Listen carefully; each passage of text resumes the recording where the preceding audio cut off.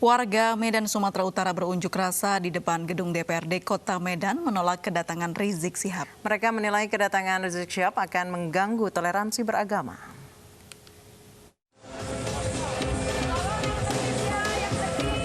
Ratusan ibu-ibu mendatangi gedung DPRD Medan untuk menyampaikan aspirasi menolak kedatangan Imam Besar FPI Habib Rizik Syihab. Masa yang menamakan diri Forum Bhinneka Tunggal Ika ini berkumpul dan menggelar orasi di depan gedung DPRD Medan.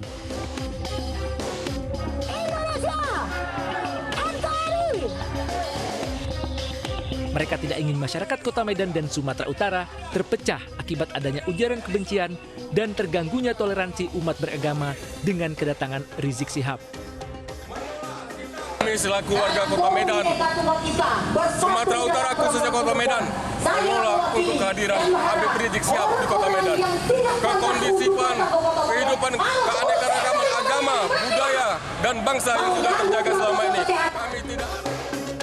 Sementara itu di Papua, Majelis Ulama Indonesia Papua mengharapkan dengan kepulangan Rizik Syihab ke tanah air dapat menyatukan umat Islam. Para ulama di Papua berpendapat perbedaan pandangan hendaknya tidak membuat umat terpecah belah.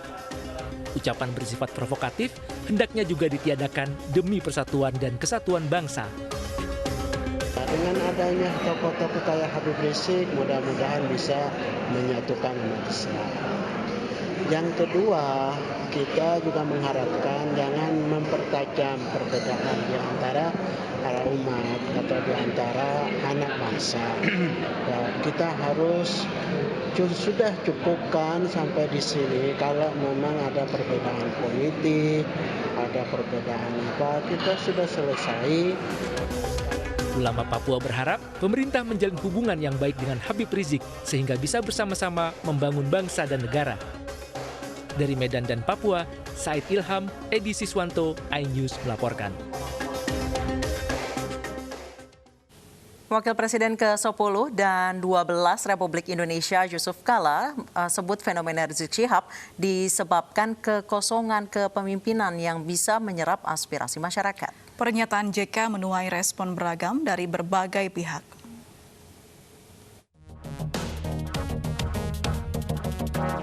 Kepulangan Rizik Syihab ke Indonesia menjedot perhatian publik. Acara demi acara yang diikuti Rizik menimbulkan kerumunan, bahkan berbuntut sanksi denda oleh Pemprov DKI Jakarta sebesar 50 juta rupiah karena melanggar protokol kesehatan. Tak hanya itu, kegaduhan pasca kepulangan pimpinan FPI itu berlanjut dan melibatkan TNI Polri. 2 jenderal polisi dicopot, sementara anggota TNI turun tangan untuk mencopot baliho Rizik di sejumlah wilayah. Fenomena Rizik Syihab membuat Wakil Presiden ke-10 dan ke-12 RI, Yusuf Kala, turut berkomentar. Menurut JK, saat berbicara dalam webinar yang diselenggarakan DPP PKS, banyaknya sorotan kepada Rizik dikarenakan kekosongan kepemimpinan yang bisa menyerap aspirasi masyarakat. Kenapa masalah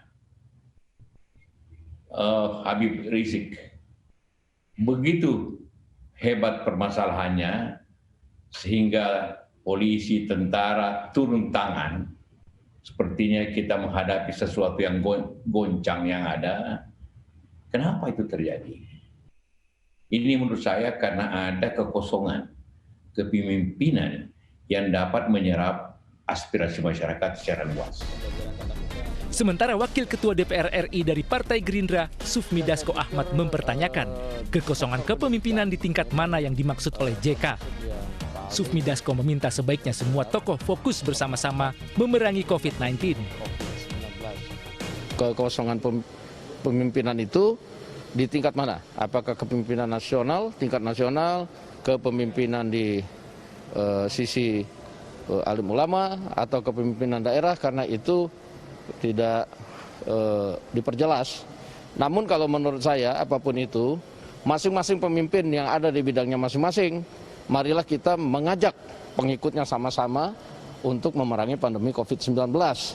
Bagaimana pemimpin di bidangnya masing-masing itu kemudian meneladani dan lalu kemudian mengajak seluruh pengikutnya untuk taat dan protokol terhadap protokol COVID-19. Demikian. Tak hanya Wakil Ketua DPR, pernyataan JK menimbulkan beragam respon dari berbagai pihak.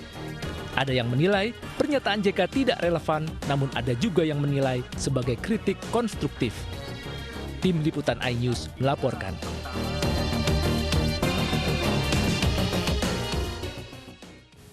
Pemirsa, pernyataan mantan Wapres Yusuf Kala yang menyebut ada kekosongan kepemimpinan menuai kontroversi. Kepada siapa pernyataan itu ditujukan? Kami akan bahas bersama juru bicara Yusuf Kala, Hussein Abdullah, dan politikus PDI Perjuangan Budiman Sujatmiko. Assalamualaikum, selamat sore Bapak-Bapak. Waalaikumsalam, selamat sore. Waalaikumsalam, selamat sore. Baik, saya ke Pak Hussein terlebih dahulu. Pak Abdullah. Baik, saya ke Pak Hussein terlebih dahulu. Pak Hussein, apa maksud Pak JK dengan adanya kekosongan kepemimpinan yang dapat menyerap aspirasi masyarakat? Ya, sebenarnya maksud Pak JK simpel dan sederhana saja. Cuman tafsirnya yang orang melihatnya dari sisi masing-masing. Jadi ini yang membuat jadi ramai. Pak JK sebenarnya kalau kita perhatikan konteks pembicaraannya, itu lebih pada aspek aspirasi atau legislasi. Jadi Pak JK tidak secara luas menyebutkan kata kekosongan itu ke banyak sisi, tidak. Karena konteks pembicaraannya adalah ketika tampil sebagai pembicara pada webinar PKS. Nah, pada kesempatan itu, Pak JK sebenarnya memberi suatu saran konstruktif atau pandangan, sekaligus peringatan akan kekurangan, kelemahan partai-partai yang khususnya berbasis Islam. Ya, mereka ini di mata Pak JK setidaknya itu kurang menyerap dan mampu menyampaikan aspirasi umat secara prosedural.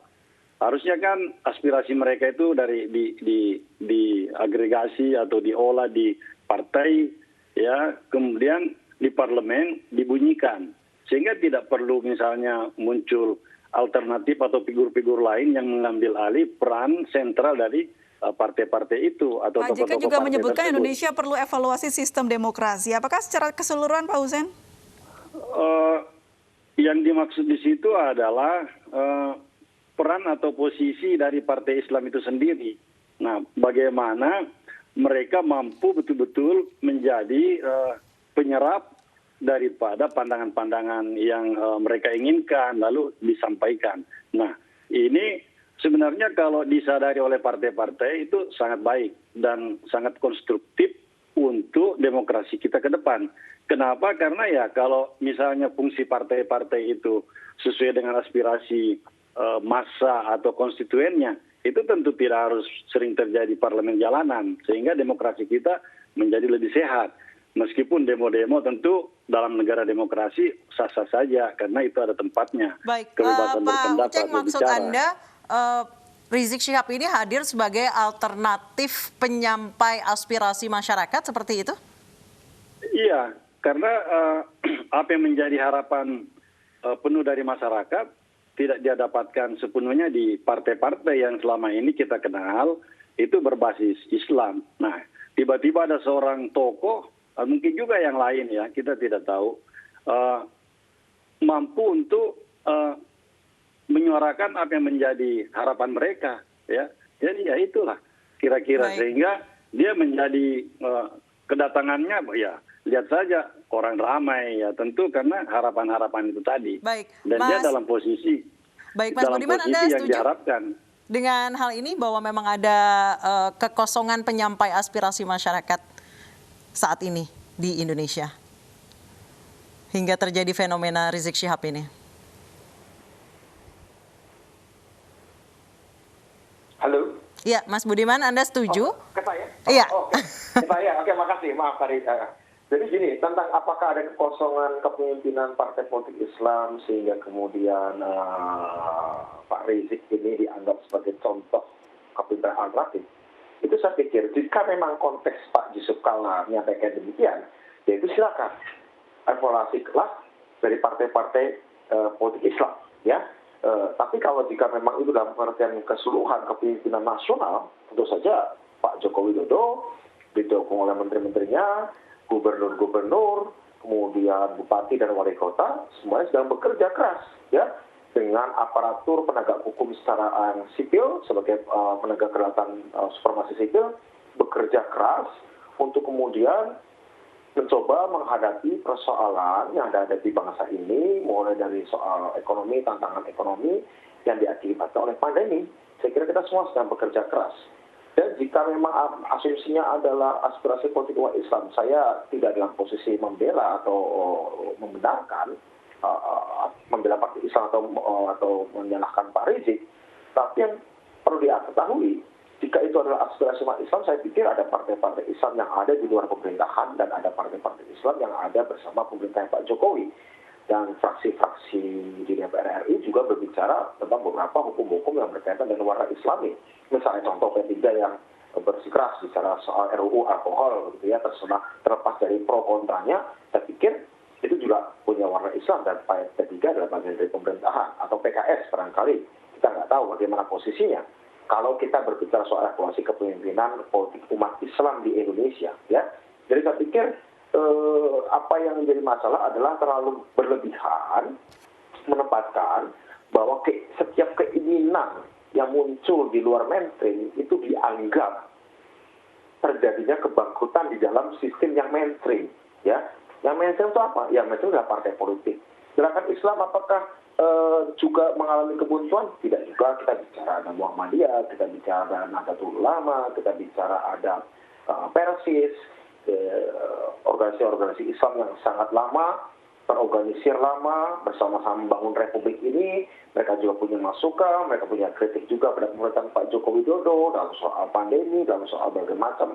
Mereka juga punya kritik yang tajam, mereka ketika bicara RUU Cipta Kerja, mereka juga memberikan masukan, ada ketidakpersetujuan, dan kemudian didialogkan, kemudian isu-isu yang lain. Saya pikir dinamika itu terjadi. Nah, permasalahannya, apa benar apa yang disampaikan Pak Rizik dengan masa FPI yang kemudian menyambutnya dan pada akhirnya menciptakan klaster baru di era pandemi ini, apakah itu yang disebut sebagai tidak adanya kepemimpinan atau kekosongan kepemimpinan baik nasional maupun oposisi? Saya pikir terlalu berlebihan karena gini, aspirasi-aspirasi yang menyempal atau menyimpang atau nampak ekstrim itu selalu akan ada. Ya, bahkan di negara demokratis yang sudah mapan sekalipun, seperti Amerika Serikat, ya, baik, di Amerika Serikat, Mas ya, Budiman, jadi nggak bisa kita mengatakan bahwa ada krisis hanya karena ada kelompok yang berpikiran radikal muncul, kemudian akhirnya sistem yang mapan dan moderat itu krisis. Belum tentu, karena memang yang namanya karena yang namanya kelompok-kelompok yang radikal itu selalu akan ada, bahkan dalam sistem demokrasi yang matang dan mapan sekalipun. Saya kira itu. Baik, Mas Budiman, jadi menurut Anda dengan keberadaan atau banyaknya massa yang mengikuti Rizik Syihab ini adalah fenomena yang biasa di negara demokrasi, bukan menandakan adanya kekosongan kepemimpinan gitu. Biasa saja, hal yang biasa saja. Biasa saja di Amerika, di Jerman, contoh Jerman ya, negara Eropa yang cukup mapan demokrasinya, mapan sistem sosial ekonominya. Kelompok rasis PGDA kita jadi dulu namanya, berkembang besar, mereka demo besar-besaran di Leipzig, di berbagai negara, di berbagai kota lain di Jerman, menyerukan anti-imigran, anti-Islam, imigran-imigran dan negeri-negeri Muslim terutama. Apakah kita bisa mengatakan bahwa ada kekosongan kepemimpinan nasional di Jerman? Apakah ada kekosongan kepemimpinan partai oposisi di Jerman? Ya, saya kira orang nggak mengatakan bahwa di Jerman terjadi krisis atau demokrasinya salah di Jerman, hanya karena ada kelompok rasis yang berkembang besar juga di Jerman hari ini, yang anti-imigran Muslim misalnya, atau di Amerika. Baik, saya kembali ke Pak Hussein. Berarti saya menyingkat atau mengambil kesimpulan dari pernyataan dari Mas Budiman bahwa Pak JK ini dengan tanggapannya seperti itu, jika memang skalanya nasional terlalu berlebihan dengan pernyataan itu, Pak Hussein, tanggapan Anda? Sebenarnya tidak ada yang berlebihan, biasa saja menurut saya, karena Pak JK secara spesifik itu melihat masalah kepemimpinan itu di partai-partai Islam.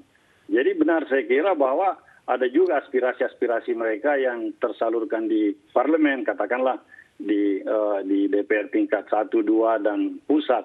Tetapi kan bisa saja mereka merasa bahwa itu belum cukup.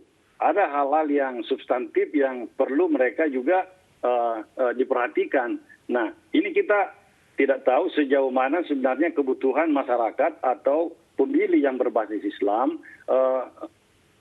kebutuhannya untuk disuarakan di tingkat parlemen tentunya. Nah, soal kekosongan ini sekali lagi saya sampaikan bahwa tidak ada kaitannya dengan pemerintahan. Pak JK melihatnya bahwa ada figur yang kemudian ya dianggap oleh pemilih Islam ini yang biasanya menggantungkan harapannya baik di partai Islam maupun di organisasi itu ada pada Habib Rizik yang mampu menyampaikan itu secara terbuka, lugas. Ya. Pak Hussein, ya, tapi bukankah FPI ini hanya sebagian kecil dari umat Islam yang ada di Indonesia? Iya benar, itu benar sekali.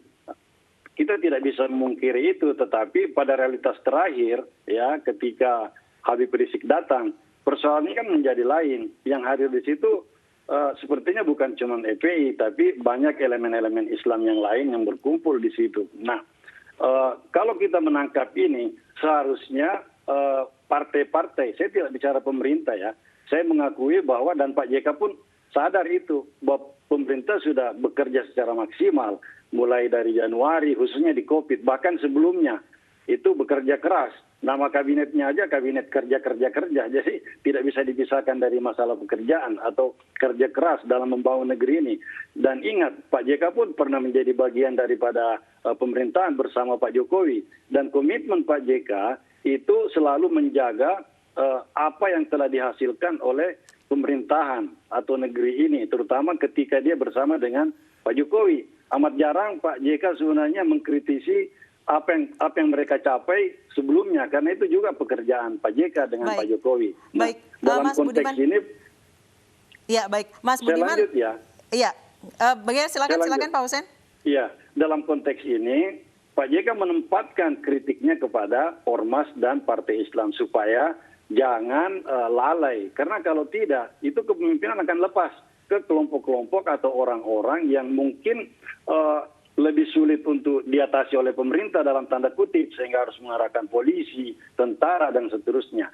Nah, kalau partai kita, ormas kita, misalnya lebih digemari atau lebih dirasakan manfaatnya oleh masyarakat Muslim, harusnya kan kehidupan politik kita, demokrasi kita itu jauh lebih adem atau tidak harus terjadi kegaduhan. Mas Budiman, tanggapannya tadi jangan sampai ada sebagian masyarakat yang kemudian lepas, kemudian masuk ke orang-orang yang memang lebih sulit diatur oleh pemerintah, harus menerjunkan polisi dan TNI dan lain sebagainya. Bisa dibilang mereka-mereka yang memang alirannya bisa cenderung ekstrim. Tapi bukankah di post-truth era ini masyarakat justru sedang yang seperti itu?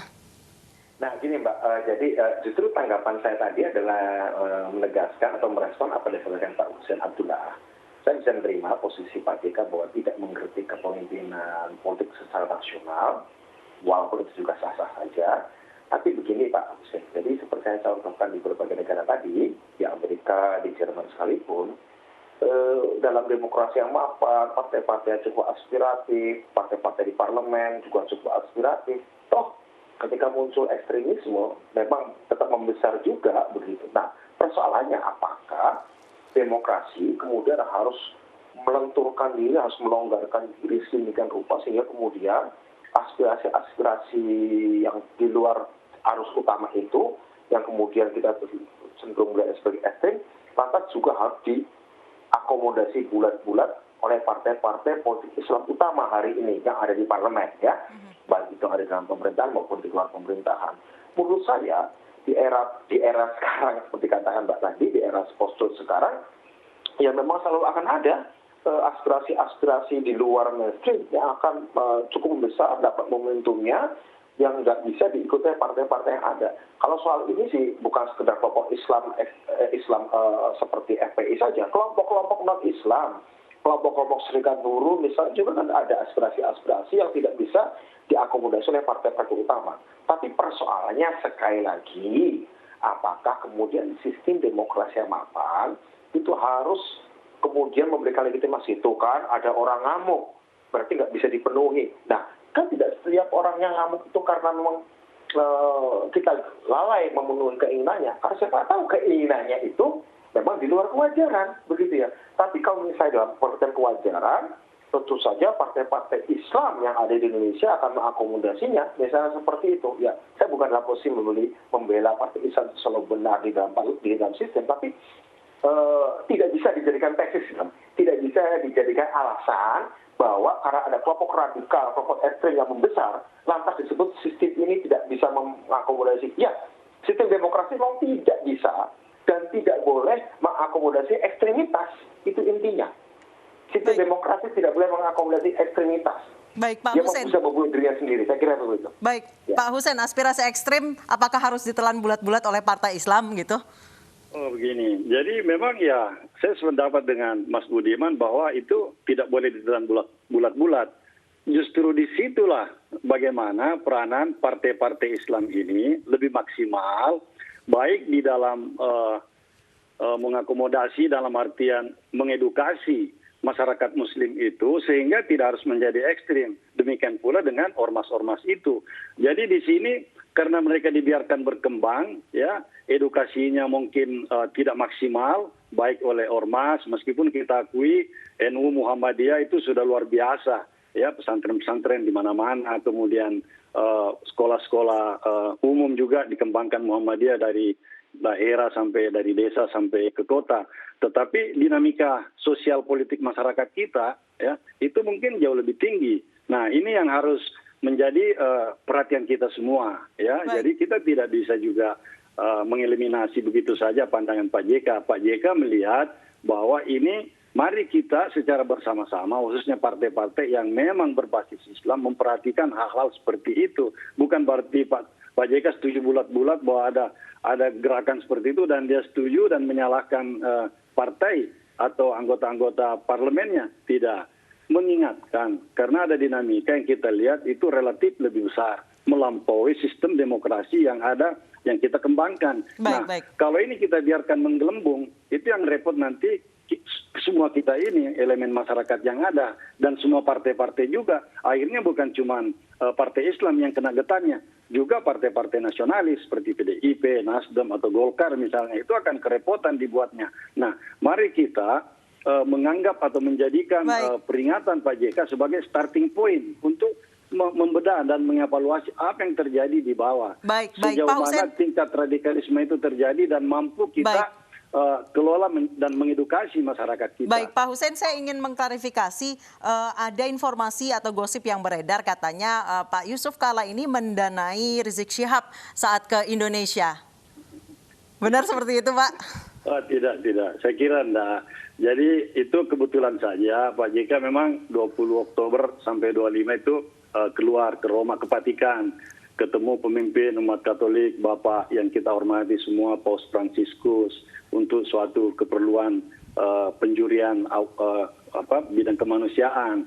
Kebetulan Paus Fransiskus adalah penggagasnya. Jadi Pak JK bersama 4 juri yang lain merasa berkepentingan untuk menanyai beliau kriteria untuk nominator.